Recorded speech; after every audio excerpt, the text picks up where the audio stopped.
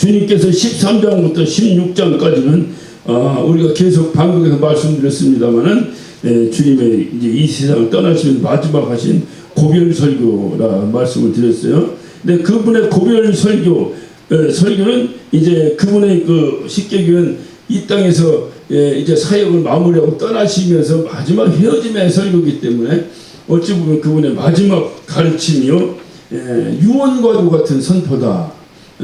그러니까 이 13장부터 16장까지 주님께서 최후의 만찬 자리에서부터 시작해서 이렇게 하신 말씀은 상당히 중요한 말씀이다 하는 것을 우리가 기억해야 될 것입니다.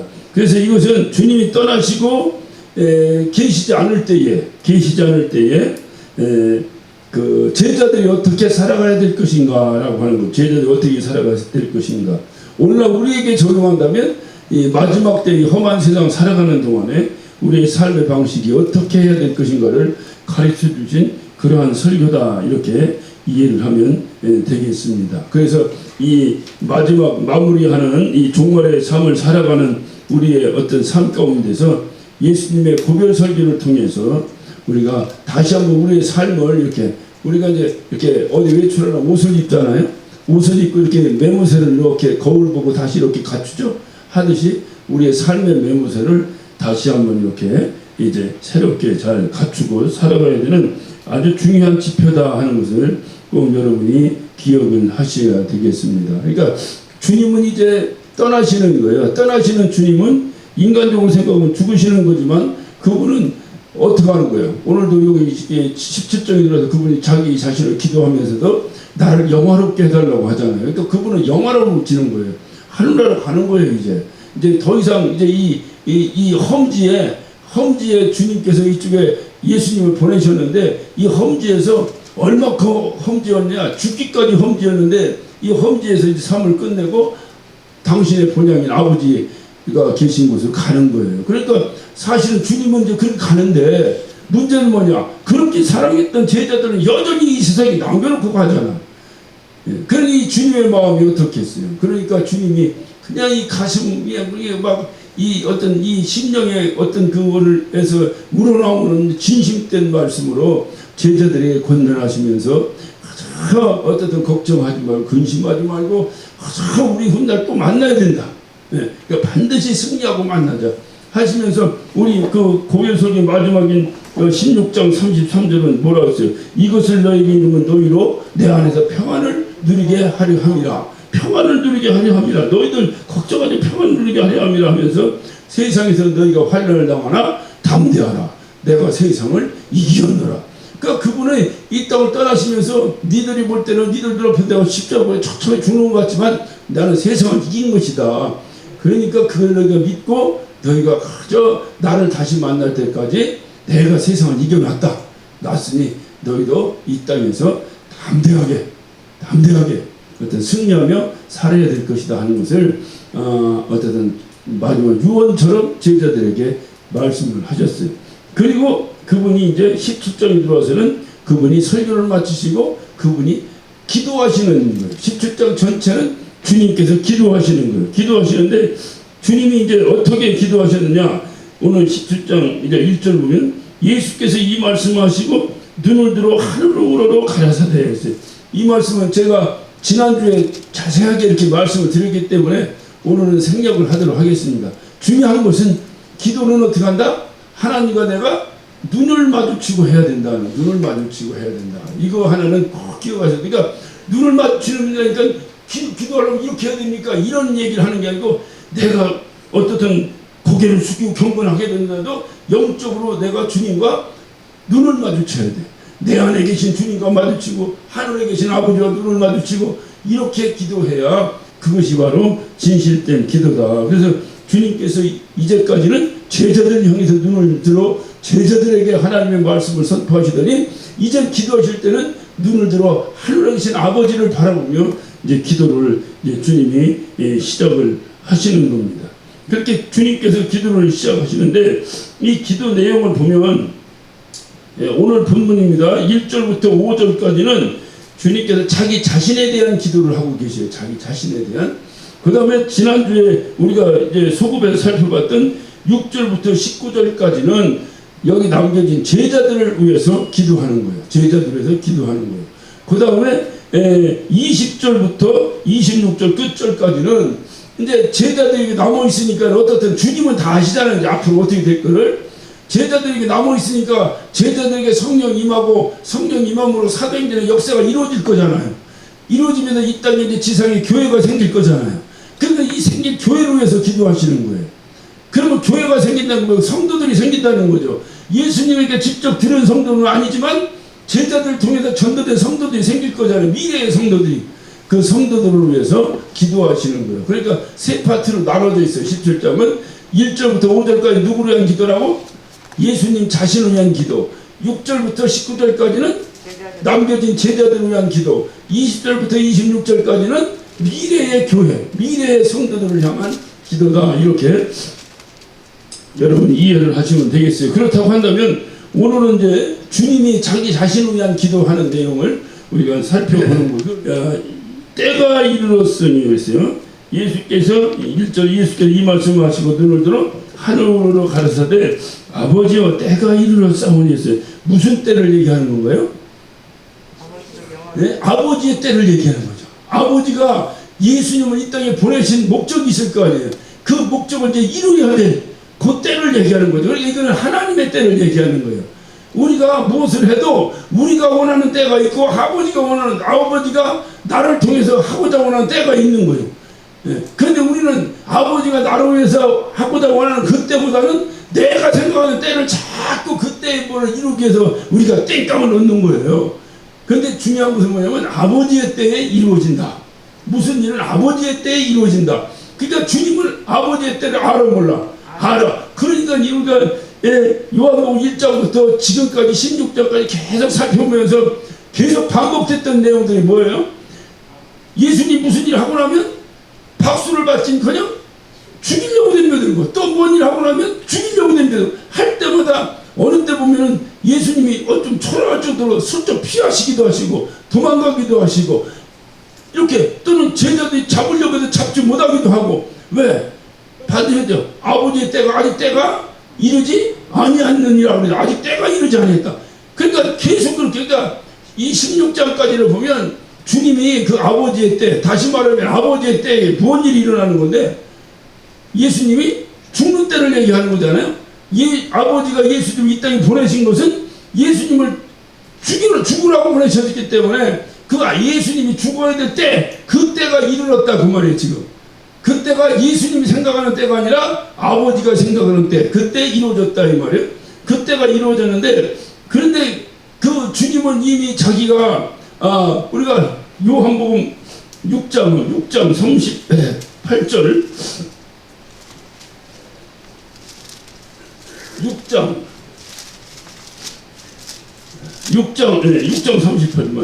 38절 한번 보면 내가 하늘로서 내려온 것은 내 뜻을 행하려 함이 아니요 나를 보내신 이의 뜻을 행하려 함이니라. 그러니까 주님이 이 땅에 오신 이유는 자기 일을 하려고 온 것이 아니라 당신을 보내신 분의 뜻을 그 일을 하려고 오셨다는 거예요. 그러니까 주님은 이 땅에 죽으러 온 것을 알아 몰라? 아는 거죠. 당신은 아는 거죠. 네. 그러면 당신은 나는 어차피 이 땅에 죽으러 왔다. 그리고 나는 내 일을 하려고 온 것이 아니라 나를 보내신 이의 일을 하러 왔다. 그 뜻을 이루러 왔다. 그러니까 그걸 당신이 순종해서 하나님과 동등됨에도 불구하고 동등됨을 취하지 아니하시고 종의 형체를 입고 이 땅에 오셨다. 그러면 이분은 적극적으로 죽어야 돼요? 안 죽어야 돼요? 죽어야 돼요. 그런데 1장부터 16장까지는 굉장히 그 죽음에 대해서 소극적이에요. 주님이 피하기도 하시고 뭐 도망가기도 하시고 이러면서 소극적이에요. 왜 소극적이었을까요? 그렇지, 때가 안 됐기 때문에. 이것을 우리 신앙생활에 잘 적용을 해야 될 것 같아요. 그러니까 하나님의 때가 언제입니까? 이거를 자꾸 기도로 물어야 돼. 답답하더라도 하나님 때가 아니면 기다릴 줄은 그게 인내죠. 기다릴 줄도 알아야 되고. 근데 이게 아버지 때가 아니라 아버지 때. 그러니까 소극적. 그런데 17장에 와서는 굉장히 죽음에 대해 적극적이에요. 왜?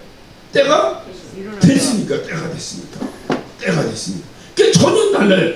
이 죽음에 대한 어떤 그 액션이, 주님의 액션이 소극적이었다가 17장에서 굉장히 적극적이고 그리고 막 죽음을 향해서 내달리시기 시작하시는 거예요.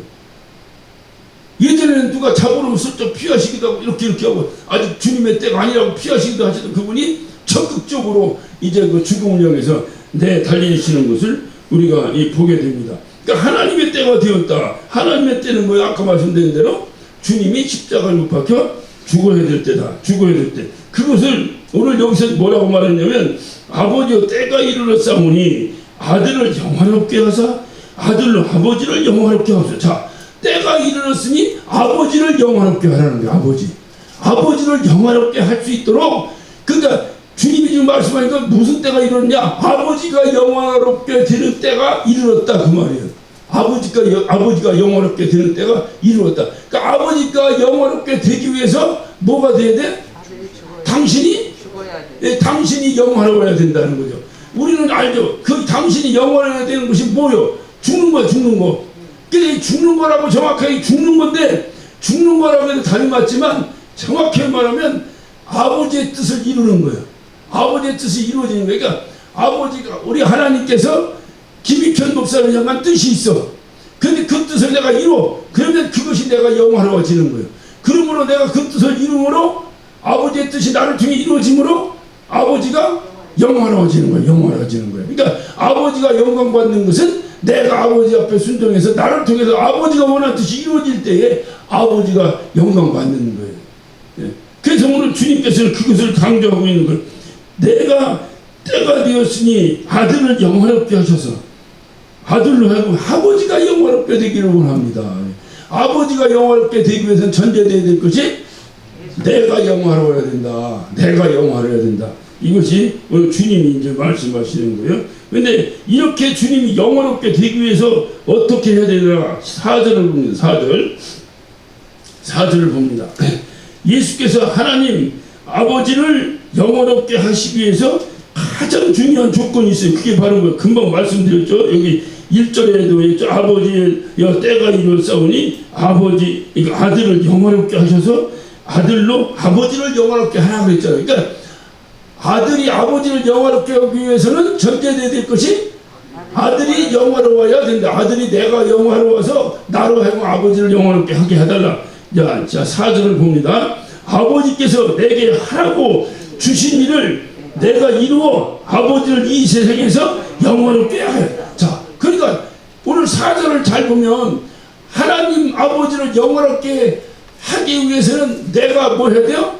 내가 영화로워야 되잖아요. 그러니까 내가 영화로워야 되는데 내가 영화로운 것이 뭐냐 이 말이에요. 4절을 보니까 아버지께서 내게 하라고 주신 일을 내가 이루어 아버지를 영화롭게. 그러니까 내가 영화로워지는 것이 뭐예요?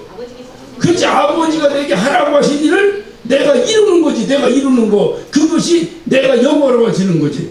그러니까 내가 그러니까 하나님이 영화롭게 하는 방법은 하나님께 내가 하라고 하신 일을 내가 순종하고 이루는 일이다. 그 말이에요. 그러니까 우리가 신앙생활하고 우리가 이 땅에 있는 동안에 우리가 해야 될 일은 뭔가 아버지를 영화롭게 하는 일인데 아들이니까. 아들이 해야 될 일이 뭐겠어요? 우리가 인생 살면서 아들이 해야 될 일이 뭐겠어요? 아들이 해야 돼. 제가 참 요번 한 주간 아주 어려운 신방을 제가 한가정을 했습니다. 딸이 대리굿을 받겠다고 한다는 거예요. 접치로도 다니고 노도하러 다니고 젊은 딸아이가 말이야. 그래 돌아다니다가 무당이 너 내리굿 받아야 된다고 했다는 거예요. 그래 내리굿을 받아야 된다는 거야. 내일 모레 집에 가서 좀 딸을 좀 구슬러서 지금 뭐라고 얘기가 될 일이 아니니까 잘 구슬러서 그 딸을 나에게로 데리고 와라. 그런데 결국 오늘 아침에 절대로 안 간다고 그랬다고 이제 연락이 왔어요. 제가 생각하는 거, 제가 그 엄마에게 그 딸에게 말 못하고 그 딸에게 간접적으로 손해가지고 들어갔어요. 엄마에게 했어요. 자식으로 태어난 이상 내 인생을 내 마음대로 살아오면 안 된다. 기본적으로 영적인 거 다 떠나서 너를 이제까지 낳고 길른 네 엄마를 위해서도 너 그렇게 살면 안 된다. 네가 만약에 네 딸이 나중에 무당된다고 하면 너 박수치고 환영할래? 근데 그 얘기를 했어요. 그걸 전화를 하고. 그러니까 자기도 자기 딸에게 물리기 싫은 일인데 네 엄마를 생각해봐라. 네가 그 짓 한다면 그게 되겠는가? 그래 하지 마라. 절대 하지 말고 힘들고 뭐 때문에 하는지는 내가 만나봐서 이제 물어서 이제 또 들어봐야 알겠지만 어떻든 뭔가 있으니까 지가 하려고 할 거 아니겠어요. 근데 내가 보니까 별로 특별하게 뭐 있는 것도 아닌 것 같은데 좀 이게 뭐랄까 이 세상적인 생각이 가득 있는 젊은 아이다 보니까 정치고 돌아다니다 보니까 어떻게 하다 보니까 신내림을 받으라고 했다고 그거 받는다고 그래서 자기 인생을 그렇게 살겠다고 한다는 거예요. 그러니까 이 엄마 마음이 어떻겠어요? 한번 생각해보면 어떻겠어요? 그러니까 자식이라고 하는 것은 정말로 함부로 살면 안 돼. 그러니까 이 자식이 그 부모의 마음을 10분의 1만 알아도 그 자식 절대로 곁길로 안 갑니다. 이 10분의 1만 알아도 정말로 곁길로 안 가는 것이 문제가 아니라 자기 신수에 자기 인생에 결코 해안받지 않아요. 엄마 아버지가 자식을 향해서 어떤 마음을 가지고 있는가를 10분의 1만 이해해도 그 자식은 그 성공이라는 척도를 뭐 이 영적인 걸 두지 말고 세상적으로도 결코 실패하지 않아요. 엄마 아버지 마음 모르니까 제멋대로 뭐 내 인생은 내 것이니 뭐니 하고 하다 보니까 지가 인생을 살아봤어? 이제 20살 30살 된 것이 뭘 한다고 지가 인생을 살아봤어? 그렇게 하면 될 것 같고 저렇게 하면 돼. 물론 그렇게 험하게 살 수밖에 없는 토양을 만들어놓은 어른들이 다 잘못했어. 잘못했지만 그럼에도 불구하고 그렇게 살면 안 되지. 우리가 주님이 왜 이마에 땀 흘려서 수고하고 살으라고 하셨을까요? 이 땅은 그렇게 살아야 정직하게 사는 거예요. 그래서 요즘 젊은이들은 그렇게 합니까? 안 합니까? 그렇게 안 하죠. 예전에 우리 때만 해도 결혼하면은 그 월급 받은 거 가지고 한번 정립해서 그냥 빨리 집안집 마련하고 이렇게 살아가는 게 우리의 이제 그 하나의 삶의 스타일 아니었습니까? 요즘 애들은 그렇게 안 하니 있으면 있는 대로 쓰면서 막 누리고 살고 하고 미래에 대한 소망을 별로 안 갖는다고 하잖아요. 그러니까 이제 어른하고 계속 갈등이 이렇게 있긴 있는데 중요한 것은 그럼에도 불구하고 그들을 이해하더라도 우리도 이해할 테니 너희도 어머니 아버지 최소한 어른 말을 들으라는 얘기 아니야. 늙은이 말 들으라는 얘기 아니라 네 엄마 네 아버지 마음은 읽고 살으라 그 말이야. 신앙생활도 그래요. 우리가 하나님을 알고 너 힘써서 하나님 알으라고 그러잖아. 하나님의 뭐를 알으라는 거야? 마음을 알아.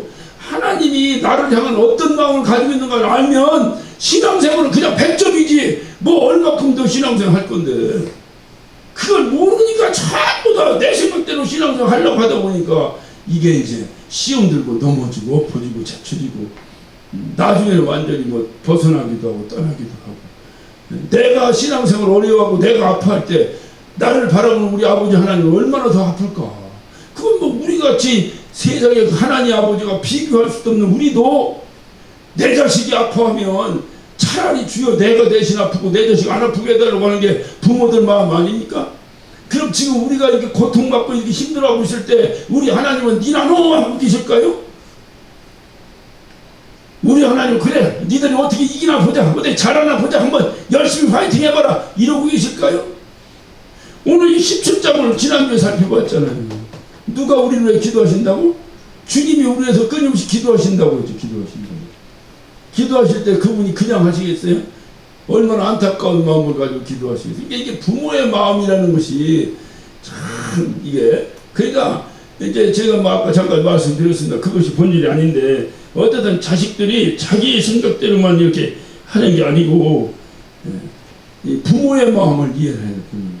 그래서 부모의 마음을 이해하니까 내가 아버지가 나에게 하라는 일이 뭔가 예수님은 그걸 아는 거예요. 근데 죽으라는 거예요. 밑도 끝도 없이 죽으라 그러면 그 아들이 순종하겠어요?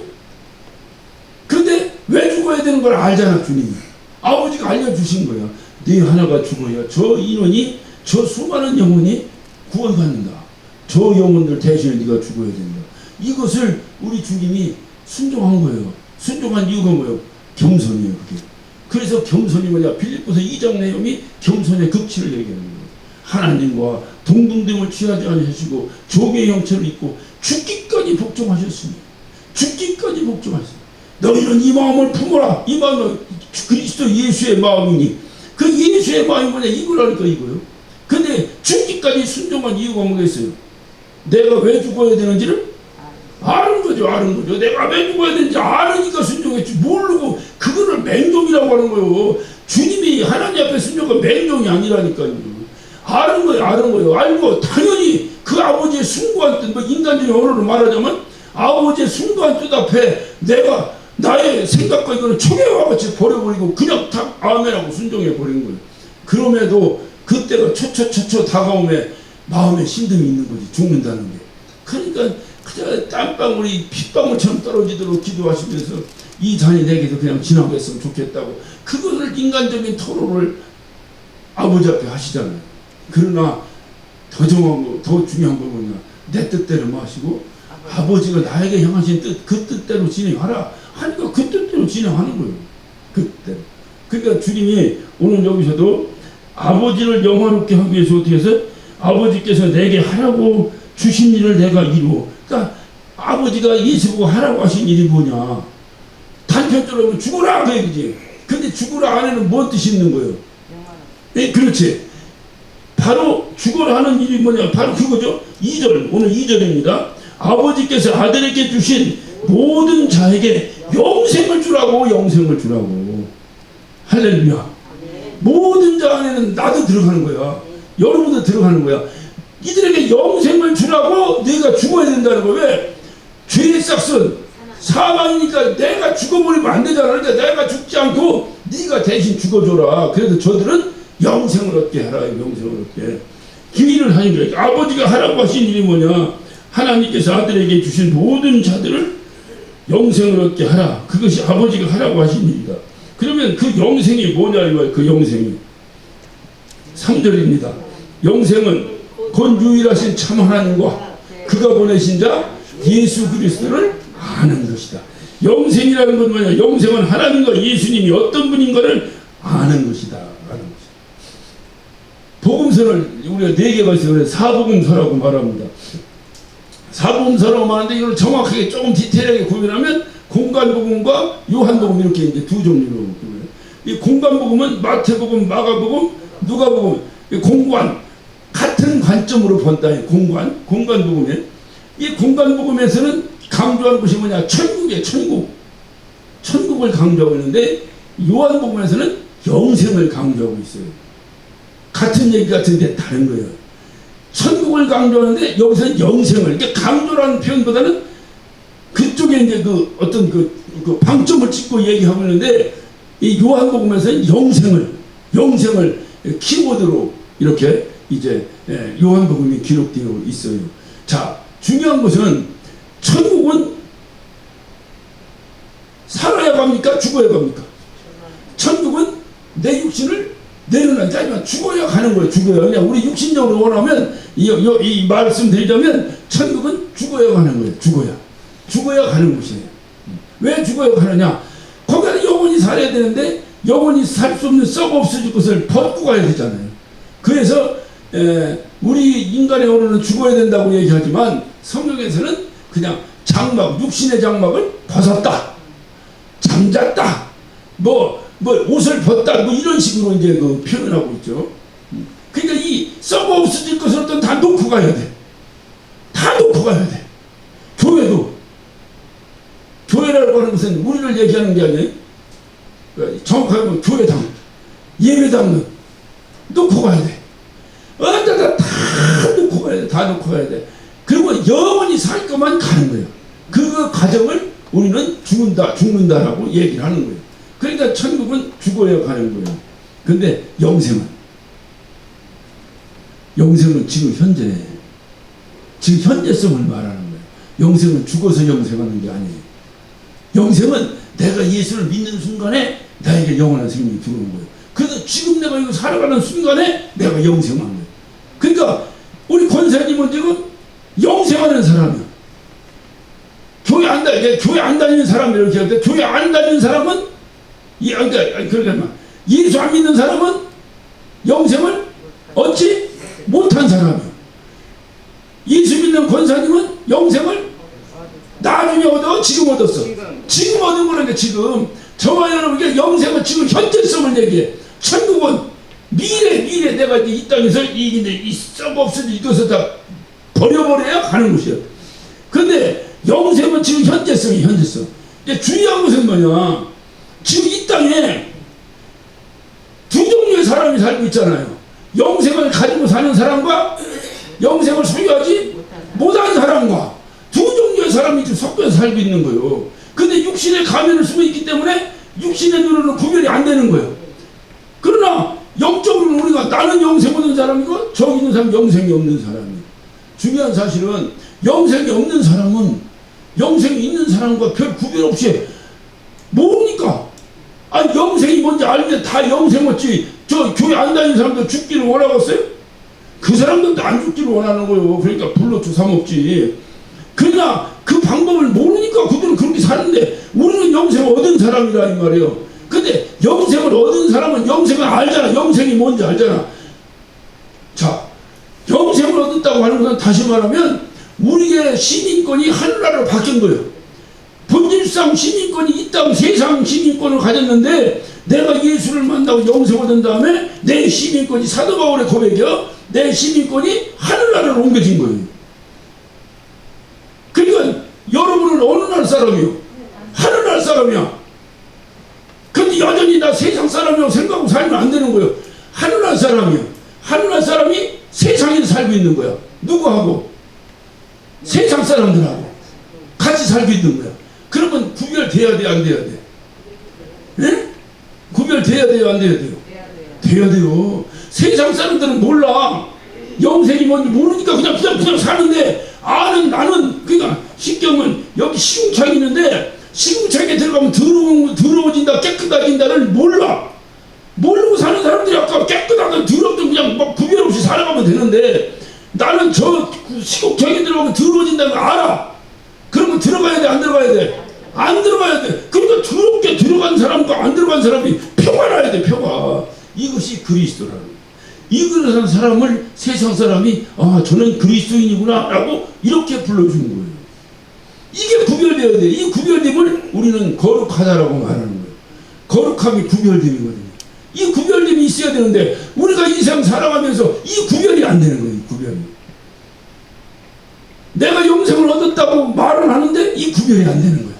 살아가는 패턴은 세상 사람과 똑같이 살아가는 거예요. 똑같이 부동산 투기하고 똑같이 세상 사람들이 살아가는 요령대로 살아가고 똑같이 세상의 어떤 뭐랄까 그 요령이라고 해야 되나 그 살아가는 그 모습을 지혜라고 생각하고 세상 사람이 사는 것과 똑같이 살아. 이것이 급기야는 교회로 들어와서 교회 운영도 세상의 회사 운영하는 거나 조금 더 진리 없이 운영이 되고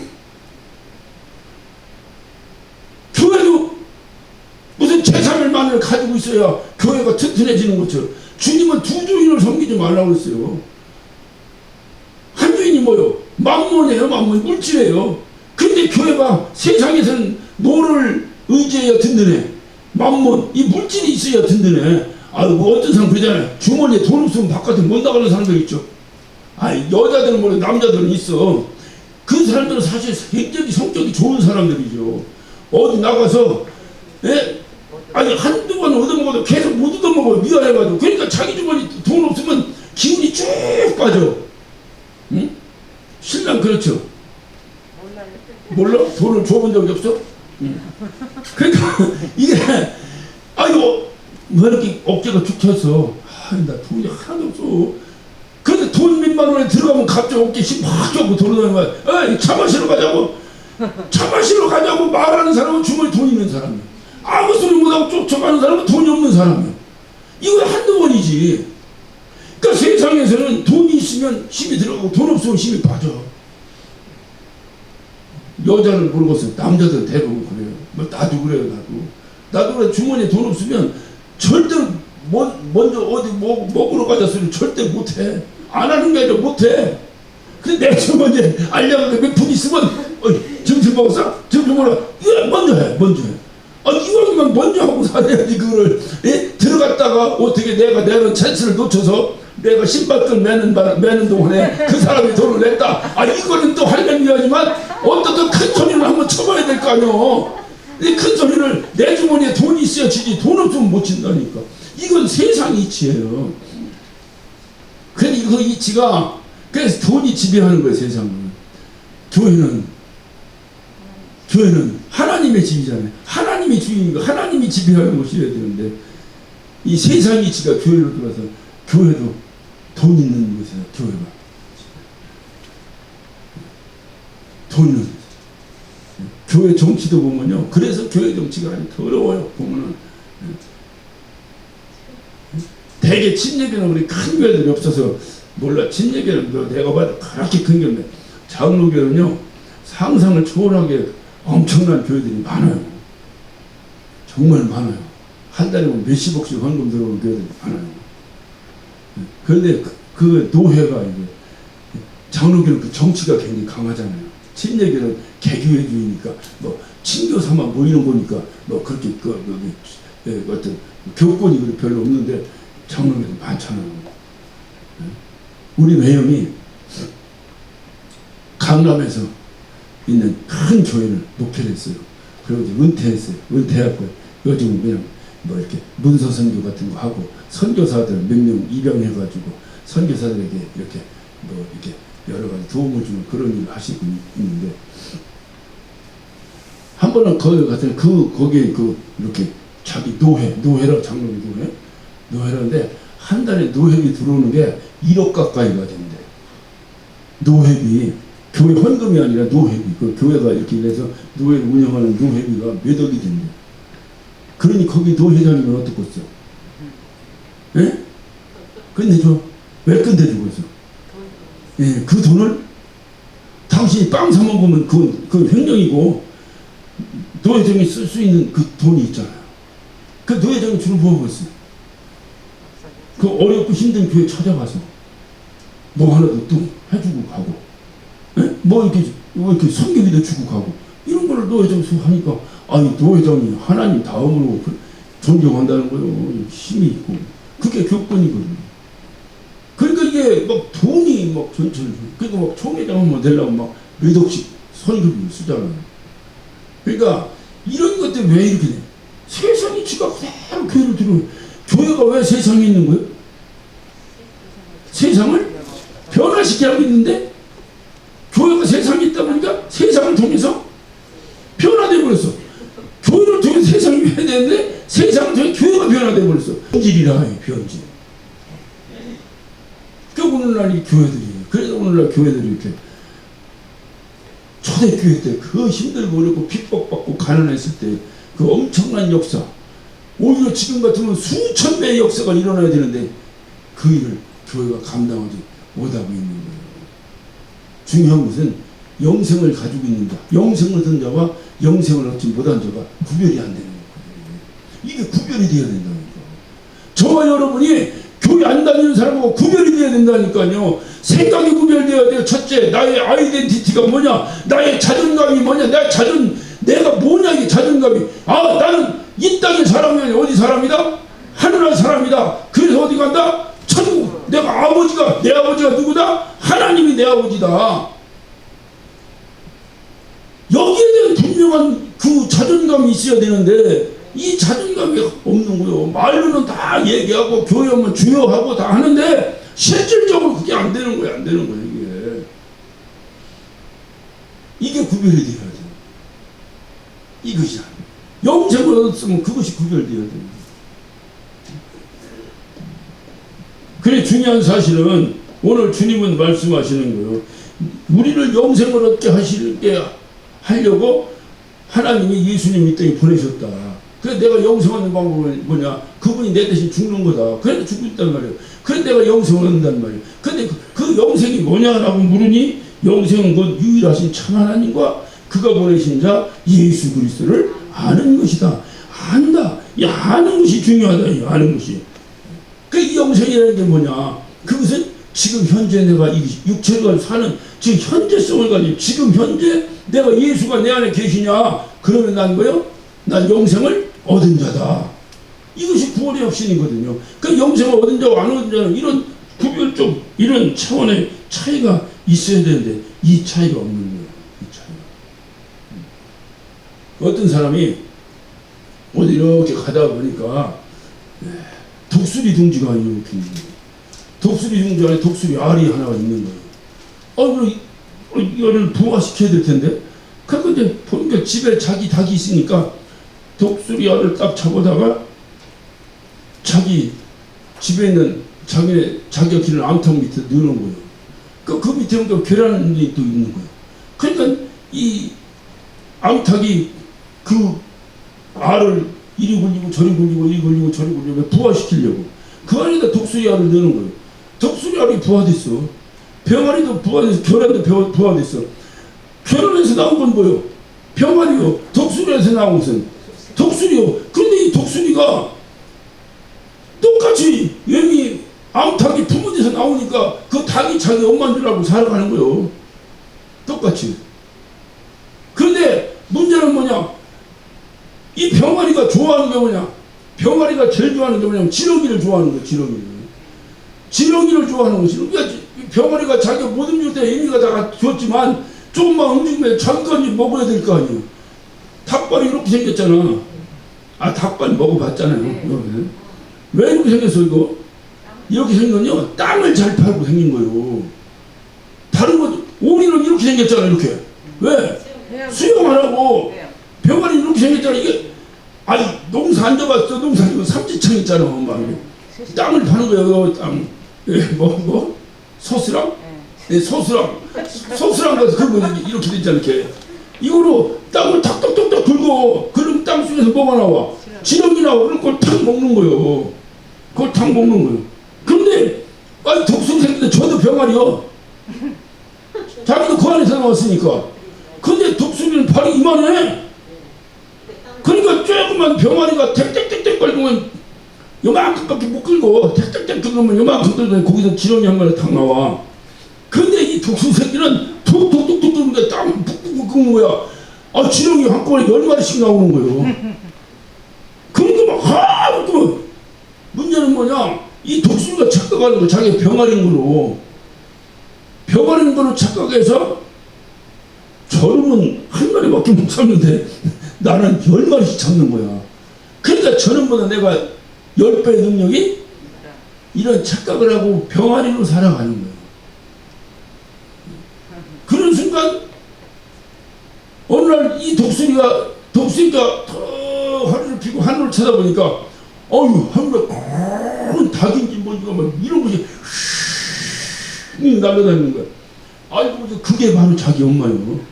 저 위에 있는 독수리가 지렁이 먹어야 돼? 지렁이를 10마리씩 잡아먹는다고 해서 독수리가 박수 받을 일이요? 독수리는 새토끼 잡아먹고 닭도 잡아먹고 독수리 막 물고기도 잡아먹고 심지어는 막 튼튼한 걸 막 양도 잡아먹고 이게 독수리지. 맹금류 아니야 맹금류. 이게 그래. 이거 병아리가 쭉쭉쭉쭉 그래서 한 마리 잡으면 자기는 북북 10마리 잡아먹었다고 가오 잡고 이게 독수리 인생이요? 한번 이 말을 잘 돌려보세요. 내가 누구요? 하나님의 자녀라니까. 성경을 보면 우리가 바로 독수리 인생이라는 독수리와 같은 새 힘을 주신다는 거잖아. 그런데 이게 여기 보니까 독수리인데 누구하고 살아? 병아리하고 살고 있는 거야. 지금 우리가 이 세상에 독수리인데 병아리하고 살고 있는 거야. 병아리하고 살고 있는데 살다 보니까 병아리하고 친구래? 병아리 노는 대로 같이 노는 거야. 병아리가 땅 한 평 샀다고 자랑하면 나는 땅 10평 샀다고 자랑하는 거야. 하늘을 쳐다보라니까. 주님처럼 하늘을 우러러 쳐다보니 거기에 누가 있어? 내 아버지가 계신 거야. 여기서 나를 품어서 낳아주신 분이 내 아버지가 아니라 저 하늘에 계신 분이 내 아버지라는 사실을 알아야 되는 거예요. 이 존재감이 있어야 되는데 이 존재감이 나를 세상과 구별시키는 거예요. 힘들죠. 어렵죠.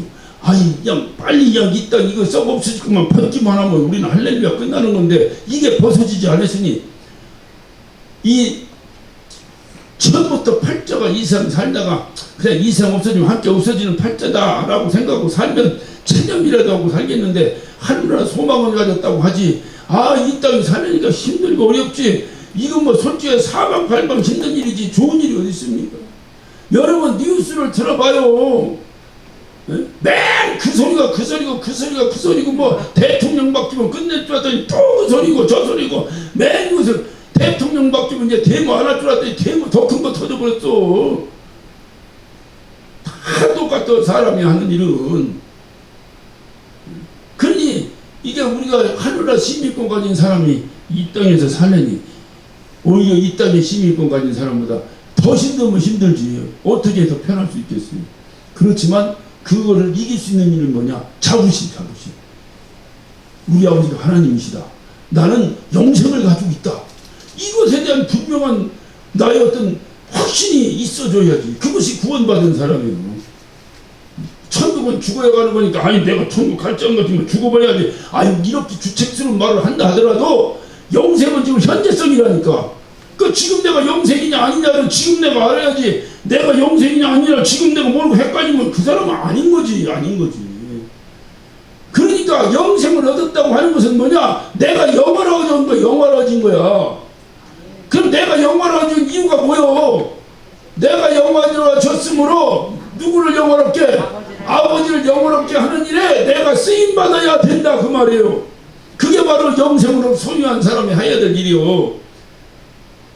그런데 영생 얻었다고 어쩌고저쩌고 하면서 맨 세상 뭐 여기에 매어버리면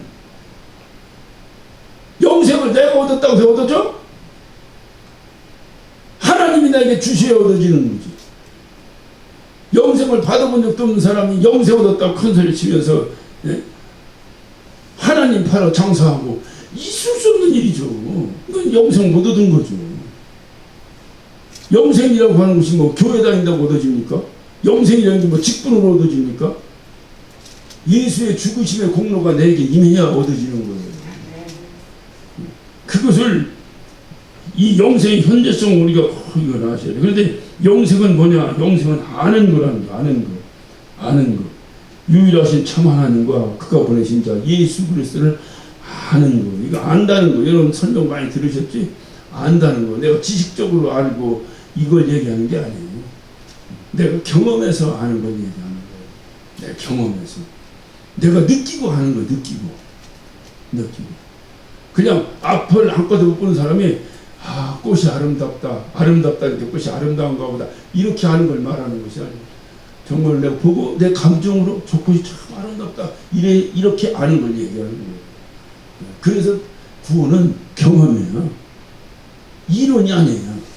그러니까 이론으로 성경 공부를 통해서 이러니까 구원 받은 거야? 아니에요. 구원 받은 거야. 뭐 쥐가 구원 줘. 내 안에 뱃속에 아이가 있는데 결혼했으니까 너 아이 있는 거야? 그래서 있는 거야? 이렇게 있는 거야? 아니잖아. 내 안에 뱃속에 아이 있는 거 내가 알잖아요. 이렇게 아는 것을 말하는 거예요. 그래서 요한복음에서는 아는 것을 아주 강조합니다. 안다는 건 단순한 지식의 습득이 아니라 경험을 통해서 아는 것을 말하는 거예요. 서로가 사랑도 해보고 내가 저 여자를 아는데 저 여자를 지나가는 여자, 저 여자 치마 입었으니까 여자네 이렇게 하는 걸 얘기하는 것이 아니라 그 여자를 내 마음에 품어보고 사랑도 해보고 하면서 그 여자에 대해서 알아가는 거예요.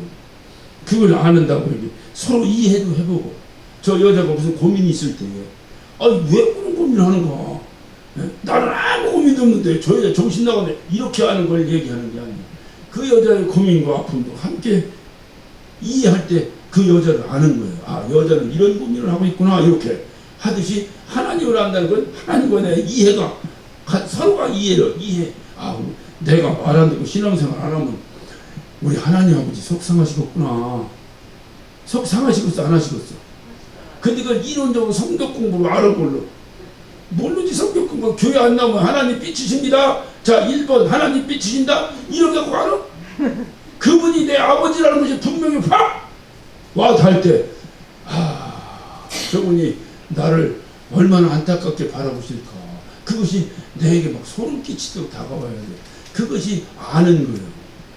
그런 아는 것을 얘기하는 거예요. 서로 나누는 거죠. 서로 삶을 맡기는 거예요. 내가 하나님께 내 삶을 맡겨. 아니까. 근데 우리는 하나님 믿는다고 믿는다고 내 삶을 맡기는 건데 맡기지는 못하고 여전히 세상 근심 걱정을 다 주는 거죠. 내 모든 염려를 줄게? 맡겨라. 그게 믿는 거잖아. 믿어야 맡기지. 믿지도 못하는데 어떻게 맡겨. 이렇게 서로 하는 거예요. 그래서 오늘 마지막 절 5절을 한번 봅니다. 아버지여 창세전에 내가 아버지와 함께 가졌던 영화로서 지금도 아버지와 함께 나를 영화롭게 하옵소서. 주님이 이제 마지막 주님이 이제 그 뭐라고 얘기하나 하나님을 영화롭게 해야 되는데 그 하나님을 영화롭게 하기 위해서 주님이 이제 마지막 해야 될 일이 뭐겠어요? 자기가 영화로워지는 거죠. 자기가 영화로워지는데 주님은 뭐냐면 아버지여 창세전에 내가 아버지와 함께 가졌던 영화로서 지금도 아버지와 함께 나를 영화롭게 하옵소서. 그 영화가 언제부터 가지고 있던 영화를? 창세전부터 가지고 있던 영화인데 그 영화를 떠나서 죽으려고 이 죄악 무더기 속으로 왔잖아. 주님이. 그러니까 이제는 그 창세전에 함께 누렸던 그 영화를 나에게 달라는 거예요. 그래서 내가 영화로워 당신을 영화롭게 하게 해달라는 거예요. 예? 이해가 되셨죠? 그러니까 그 창세전부터 아버지와 함께 누렸던 영화 나눈 거죠. 서로 하나님과 함께 공유한 거지. 영광을 공유하고 추억을 공유하고 주님의 추억은 뭐냐? 창세전부터 아버지와 함께 있었던 추억을 공유하고 있는 거예요. 왜 창세기 전에 태초에 하나님이 천지를 창조하시기 전에 언제부터인지 모르지만 우리 스스로 존재할 때 그때 아버지와 내가 같이 영원하게 공존했던 그때 추억이 있지 않습니까? 어린 아들이 장성했어요. 아버지가 돌아가신 아버지를 추억합니다.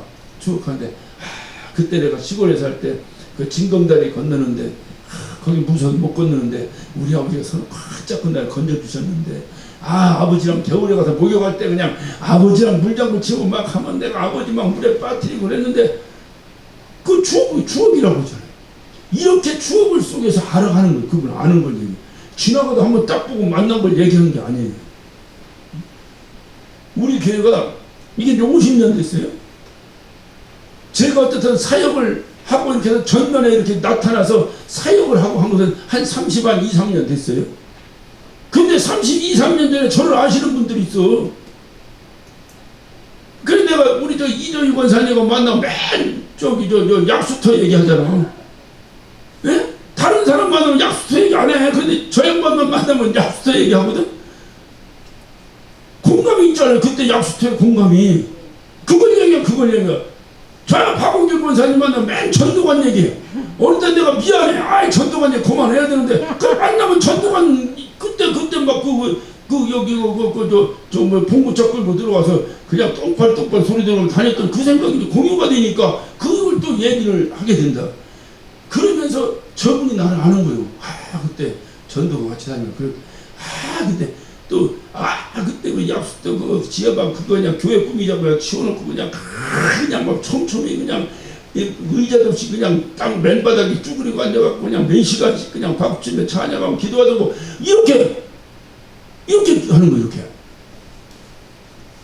하는 거 이렇게 그냥 지나가다가 저 키 큰 사람 저게 누가 목사님 그래 이렇게 하는 거 말고 하나님을 어떻게 하느냐? 하나님과 내가 공유했던 영적인 것이 있어요. 그때 나 굉장히 힘들었는데 진짜 그때 하나님께 나를 살려주셨어? 이런 감정이 좀 있어야지. 이 감정이 있어야지. 이게 하나님 아는 거라니까요. 이걸 체험이라고 말하는 거예요. 수준답게 얘기하면 이걸 체험이라고 얘기하고 수준 좀 높게 얘기하면 간증에 서로 공유했던 추억이야. 추억. 하나님과 나의 추억. 이렇게 아는 것을 이런 것이 영생이라는 거예요. 그것이 영생. 그러니까 하나님이 누구냐? 하나님은 유일하신 분이고요. 창조주고요. 하나님은요. 이렇게 이런적으로 아는 것을 얘기하는 것이 아니에요. 우리가 생각해봐. 하나님이 하나님이 누구냐? 하나님은 사랑이시다. 이거를 하나님은 아는 게 아니야. 어떻게 사랑했는가 그 사랑의 경험이 내게 있어야지 하나님은 아는 거라니까요. 그러니까 하나님은 사랑이다. 어떻게 사랑인데 당신 아들을 죽이시면서까지 내 대신 죽이시면서까지 나에게 영생을 주신 분이 하나님이시다. 이것이 경험이 되어야지 경험이. 그래야 내가 하나님을 아는 거지. 그 하나님을 아는 것이 영생이라는 거예요. 그 다음 또 누구를 아는 거예요? 예수님을 아는 거예요. 예수님은 어떤 분인데 물으면 뭐라고 대답할 건데? 예수님은 내 대신 죽으라고 아버지가 명령하셨는데 그 명령을 죽기까지 순종하신 분이 예수님이요. 그것이 성경 공부로 아는 게 아니라 내 경험으로 아는 거예요. 경험으로. 그 어떻게 경험을 할 수 있어요? 한 방에 할 수 있어요. 내 안에 예수님이 계시다. 이 확신만 있으면 그건 한 방에 알아버린 거야. 내 안에 계시기 위해서 그분은 죽으셔야 되고 죽으시기 위해서 그분은 순종했어야 되고 순종하기 위해서는 아버지의 명령이 있었어야 되고 한 방에 끼워지는 거야. 내 안에 예수님이 계신가? 이 말을 다른 말 오늘 말씀의 테마로 말씀드리자면 내 안에 영생이 있는가? 여러분 영생 어떻게 됐어? 예수님이 죽으심으로 예수님이 죽으신 게 아니라 다른 말로 예수님의 순종함으로 내가 영생을 얻은 거예요. 누구에게 순종함으로? 아버지께 순종함으로. 순종이라는 건 명령이 있어야 순종하는 거 아니에요. 아버지가 어떻게 명령하셨는데 너 죽어라 라고 명령하셨어요. 아버지가 왜 당신 독생자에게 죽으라고 명령하셨을까? 나를 너무너무 사랑하셔서 죽으라고 명령하셨다. 그분이 사랑의 하나님이시다. 그분이 나의 아버지다. 이걸 알아야 영생 얻는다니까요. 교회 다니까 이러니까 자꾸 싸구려 복음이 되어버린 거예요. 여러분 싸구려 복음이라는 얘기 들어보셨죠? 복음은 거저 준다니까 싸구려가 아니에요. 돈 주고 살 수 있을 만한 가치가 아니요. 그래서 내가 어떤 무엇을 줘도 복음을 살 수 있는 내 자격이 없어. 그러니까 거저. 이것을 우리가 이해를 해야 돼. 이것을. 그래서 우리 주님은 그러니까 누가 물어요. 하나님을 알고 예수님을 아는 것이 영생이다. 나 영생 얻었어. 영생이 뭔데? 하나님을 알고 예수님 아는 게 영생이야. 그럼 하나님이 뭔데? 라고 하는데 말을 딱 막혀. 이런 사람은 영생 없는 사람이에요. 없어. 경험이라는 건요. 누가 가르쳐서 생긴 게 아니에요. 어떤 사람이 범죄를 집니다. 범죄를 지면 가서 계속 그 뭐를 써. 네가 뭔 일 했는지 한번 써라. 한번 써. 써면 끝나는 게 아니라 10번, 100번도 쓴다는 거예요. 그를. 왜 이렇게 쓰게 해? 진짜면, 진짜 내가 경험했으면 100번을 써도 똑같아. 거짓말을 했으면 어디서 성경 공부로 듣고 거짓말이든 사실이든 내가 경험을 안 하고 누가 들었어. 그러면 이게 쓸 때마다 조금씩 달라지는 거예요. 그래서 그것 때문에 그렇게 쓰라고 한다는 거예요. 그러면 내가 너 영생 얻었냐? 얻었다. 한번 써봐라. 1000번을 쓰든 10,000번을 쓰든 똑같은 내용이 나오는 거냐. 이게 경험이라니까요. 이게 경험. 사도 바울은 자기가 구원받은 것이 얼마나 큰 경험이었는지 그 다메섹 도상에서 그 예수님 만났던 그 광경을 사도행전에 2번이나 설교하고 있어요. 그때 뭐 한 번은 설교가 아니지 한 번은 그 내용이지만 그가 나중에 전도여행 다니면서 설교했는데 그 내용을 그대로 또 설교하고 있어요. 경험이라는 게 무서운 거예요. 경험. 설교도 지가 받은 은혜를 가지고 설교해야 돼요. 지가 바짝을 이론적으로 준비해서 설교하려면요 그때부터 어버버가 되고 어떻게 20,000원 원고를 내가 벌써 지금 1시간 가까이 설교했는데 어떻게 이걸 다 외워서 설교를 하겠어요? 그 어버버 돼요. 중요한 거예요. 우리가 여자들끼리 만나 수다 떨어도요 1시간 2시간 수다 떠는데 원고 보고 수다 떨어. 그냥 수다 떨어. 남편 흉 볼 때 1번 게으르다 2번 지저분하다 이렇게 써놓고 흉봐 아니면 그냥이야. 네. 남편 데리고 40년을 살았는데 뭔 경험이 그거 이상 뭐가 있어. 그러니까 그냥 욕하려면 그냥 통화에다 올려놓으면 몇 시간이고 시간이 없어 난도질을 못하지 뭐. 이게 진짜라 이 말이야. 이게 진짜. 그러니까 예수님을 내가 경험을 통해서 알고 하나님을 내가 경험을 통해서 알고 얘기를 해야지. 성경 공부를 통해서 해버리면 잊어먹으면 그만이라니까. 잊어먹으면 그만이야. 나중에 그런 헷가닥 뒤집어져서 다른 성경 공부 더 좋은 성경 공부 있다? 우리한테 와서 공부해보자. 그럼 클릭하는 거요. 그게 신천지요. 왜냐면 그 사람들은 성경 공부 하다가 더 좋은 데 있다니 갔다가 또 혹한 거요. 그러니까 또 간 거요. 하나님, 경험을 어떻게 공부를 해요? 그걸 어떻게 공부를 해요? 난 신기한 게 아무리 무식한 여자도요. 애 낳으면 애 전 뺏기고 다 길러. 그거 공부한 거요? 그냥 아는 거지. 누가 공부해 그거를. 그래서 이렇게 이거는 이렇게 알았을 때에 우리에게 인격적 변화가 일어나는 거예요. 이게 진짜지. 이론을 알아버리면 절대로 변화가 일어나지 않죠. 내가 하나님을 경험했는데 변화가 안 일어나. 근데 이론으로 공부해서 알아버리면 변화가 안 일어나지. 그러니까 이게 결단이 인격적 결단, 인식의 변화, 내 생각의 변화, 이런 것들을 우리는 그것이 영생이 아니라 그런 것들이 동반된다 이 말이죠. 영생을 얻은 자. 이제 주님께서 아버지를 영화롭게 하시기 위해서 자기가 영화로워지면 되는 거예요. 그거 이제 하나 이제 그래서 그때가 이르렀다고 말씀하시는 거죠. 자, 우리 역시 예수님처럼 우리의 최고의 소원이 뭘까? 우리 주님의 최고의 소원이 뭐요? 아버지를 영화롭게 하는 거예요. 우리의 소원은 뭐요? 우리도 아버지를 영화롭게. 그래요. 하나님 자녀 똑같이, 하나님 아들 똑같이 예수님도 하나님 아들도 그 아버지를 영화롭게, 나도 아버지를 영화롭게.